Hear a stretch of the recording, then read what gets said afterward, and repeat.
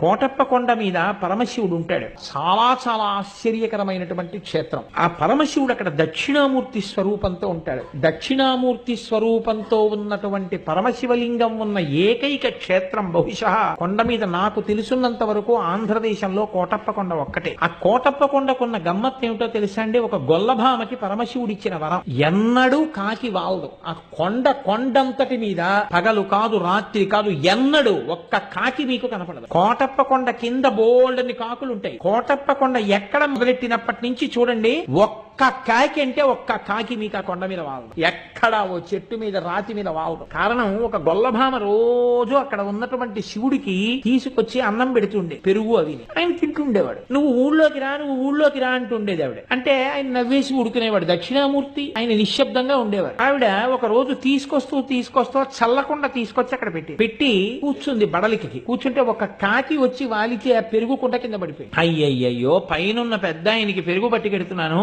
ఈ దిక్కుమాలిన కాకి వాలి పెరుగంతా కింద పడిపోయిందని బాధపడితే పరమశివుడు వృద్ధ బ్రాహ్మణ రూపంలో కిందకొస్తున్నవాడిగా కనపడి, నీకు వరం ఇస్తున్నాను, ఇక మీద ఎన్నడూ ఈ కొండ మీద కాకులు వాలవంటే అంత చిన్న కోరికతో సహా తీర్చేశాడు అక్కడ. నేను ఒకసారి శృంగేరి వెళ్ళినప్పుడు, శృంగేరిలో భారతీ తీర్థస్వామి వారి తల్లి గారు, ఆ తల్లి దగ్గరికి నేను వెళ్లి ఒక మాట అడిగానమ్మా, జగద్గురువు కదా, ఏ పుణ్యం వల్ల అటువంటి మహాపురుషుడు పుట్టాడని మీరు అనుకుంటున్నారమ్మా? మీకేదో కారణం తెలుస్తుంది, తెలియకుండా ఉండదు, దయచేసి నాకు చెప్పండి అమ్మా అన్నాను.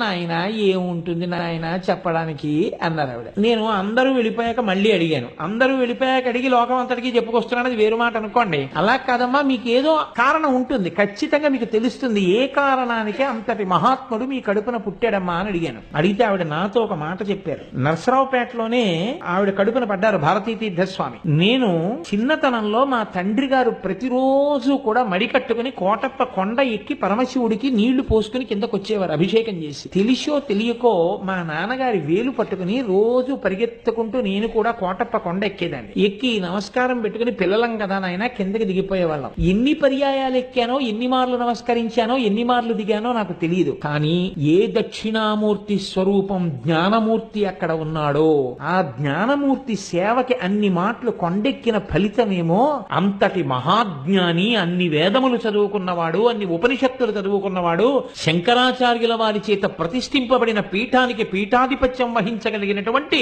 మహాపురుషుడు నా కడుపున పుట్టడానికి కారణం అదే ఉంటుంది అని చెప్పారు.